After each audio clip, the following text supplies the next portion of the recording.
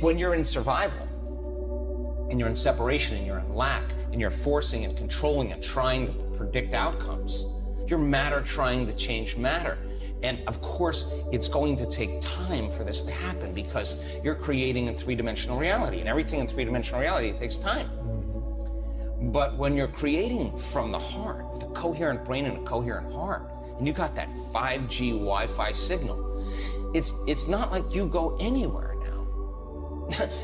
The experiences are coming to, you're drawing the event to you. So we spend a lot of time bonding with our future emotionally. I have colleagues of mine who look at our data on oxytocin, and they're like, listen, oxytocin levels go up during, in a relationship, the honeymoon stage of a relationship, and monogamy is created because of those chemicals, or a female mammal is bonding with her offspring. It's exactly right.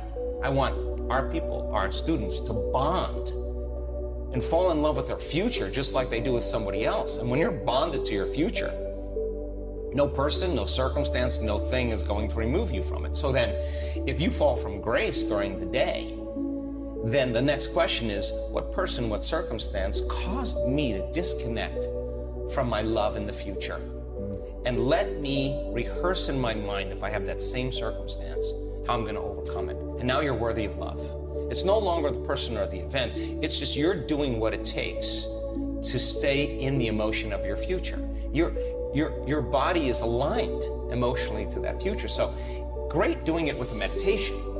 That's easy. But now the real game is open your eyes. Open your eyes. What's happening is happening. Open your eyes and be in the initiation of life and stay in that place and just know that your future is going to happen. So being able to activate the heart and breathe in there and get the body out of survival and start working with it like it feels safe enough to create. Once energy makes it here, you're going to get some really good ideas. You're going to see things you never thought of seeing. You're going to feel things you never thought you'd feel.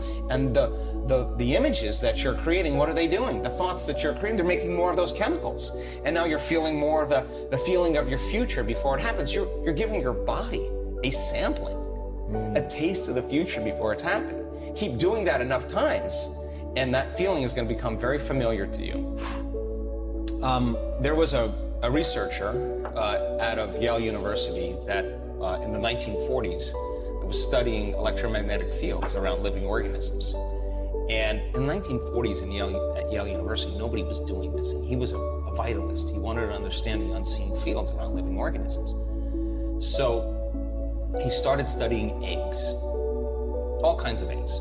Chicken eggs, swallow eggs, reptile eggs, snake eggs, salamander eggs, there's all kinds of eggs.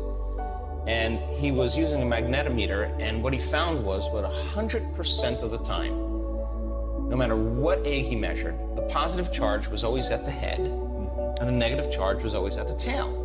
Well, if you have positive charge on one end and negative charge on the other end, you got an external electromagnetic field called the magnetic field. That's a magnet, right? What happens with human beings is every thought has a frequency. Every thought produces a chemical. So if you keep obsessing about your lack of finances, your lack of time, your lack of energy, lack, and those thoughts. I don't have this, I need this, What are the chemicals you're feeding your body? You're taking thought. It's producing a frequency, and that frequency in the form of chemistry is storing that thought emotionally right in your second center. You feel guilty, you feel unhappy. The moment you feel unhappy, then you generate more thoughts equal to that feeling, which makes more chemicals, and you keep taking energy from the brain and storing it in the body. If you react to people in your life and you feel anger, frustration, whether it's traffic, the news, whatever it is, parents, whatever, you're drawing from this field, this electromagnetic field, you're tapping that resource and you're making chemistry out of it, and the field shrinks. So now, by doing that and living in survival, the body no longer is a magnet. So now you have very little energy in the brain. In fact, 5% of the energy is in the brain. Then 95% is stored in the body. Now the body's been conditioned emotionally. So a lot of energy in the body, very little in the brain. So in our work, we want energy to be in the brain. We want to move energy back up to the brain. So what does that do when we move the energy from the body to the brain or the heart? Well, this is a great thing, because once it makes it here, it's going up, right? So we do these different meditations and these different techniques to draw that energy right up to the top of the head. Now, when this energy shakes loose and it starts to move, the sympathetic nervous system switches on. And instead of releasing energy out like you're being chased by a predator or you're having an orgasm, that same energy is going up into the brain, and the brain switches on and it goes into these very high frequencies called gamma brainwave patterns. Now the person has an arousal, but the arousal isn't fear. Not an orgasm. Well, in the brain. An orgasm of the mind. Yeah, exactly. It's energy that's being released into the brain, and you can only describe it as ecstasy or bliss. So the energy of guilt that was stored from thinking and feeling the same way releases, and it travels up to the brain and it's going back. And when it reaches the brain, what happens? You get more energy in the brain and it begins to produce that external field. So you're beginning to create a field around your body. You can imagine the future as opposed to staying in something from the past. Well, once the energy's moved, you're going to feel pretty blessed in that moment. In fact, so we can transfer guilt, shame, insecurities into bliss. Oh my God. Yeah, we do it all the time. Momentarily? Oh my gosh. Yeah, we do it all the time. And the amazing thing is that rush of energy that's moving into the brain is changing the brain's physiology and producing that field. Now you have energy to heal. Now the body is a magnet again.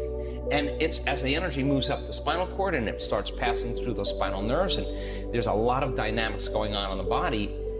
That energy that was once stored in that one of those energy centers that's released is energy to heal, energy to create a new future. You're replenishing your field, and now the body becomes more of a magnet instead of an inert piece of metal with no charge, right? So the person then who's reacting to whatever person or circumstance in their life, the stronger the emotion that they feel towards politics, towards the traffic, towards their girlfriend, towards their ex, whatever, the more they're paying attention to it. But where you place your attention is where you place your energy. So we also know that when... It's hard to create from a place of putting attention towards negative energy. Well, you're not creating. What you're doing is you're tying up your vital life force. You're giving your power away to that person or that circumstance that you could be using to create a new life with. So when a person's sitting in their meditation, and I love doing this, we just had an event in Marco Island. I'm gonna take people further than where they normally go. I know they're gonna go, oh, well, I'm done with my meditation. No, you're not done.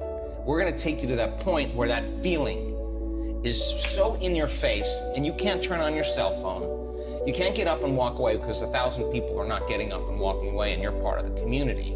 You're sitting in the fire and you have one of two choices. You can let that brain run on programs and hardwired patterns, and the arousal will drive your brain further out of balance, or you'll practice the formula. And as you lower the volume to that emotion, you're gonna take your attention off that person or problem. Guess what? Here comes energy back to you. You're taking your power back. And now you're building your field that way. When that happens, energy starts to move up into the heart. Once it mixes to the heart, it's going to the brain. So we start seeing people, their hearts naturally open up. And all the things they thought they wanted when they came to the event, they no longer want because they feel like they have it. They don't need it anymore. Because they feel like they got the feeling before the experience, so that they feel so whole that they no longer want. And they're not looking for their future anymore. You only look for it when you feel lack. When your body's conditioned emotionally into the future, why would you look for it when it feels like it's already happened? Now, this is where it gets weird, because now things start coming to you and you're no longer in need. And when it comes to you, you go, oh, here. Take it, I don't want it. I just wanted to know that I could create it. And people create a lot of wealth in our events. Yeah. And the first thing a lot of people do is they say, I'm buying a cruise for you. I'm buying you your car. Oh, Mom, I'm getting you that house. Why do they do that? Because they're so excited. They feel so amazing, and they're thinking, I could do this again. Why would a person in lack wouldn't give? A person who's abundant would give, because they know how to create. So now the game changes. It's no longer about the self, and you're doing it because that you know that you can create it. So then maintaining that state when you're in love. Yes. When you're in love. In it, in your body. You are in love. Not in another relationship. No, you're not looking for it. You're not looking for it. You would be in lack. When you're in love, There's nothing to do. You're in love. You're the magnet. You are it. And so you are love. Yeah, so the events that come into your life would not only be just a reflection of a relationship with someone that you wanted to be intimate with, you would have meaningful, loving relationships that would enhance that feeling. And when it didn't, you would say, ooh, you know what? I don't know. I don't know if this is right for me. You would trust that because you worked really hard to nurture this, to protect it, to grow it.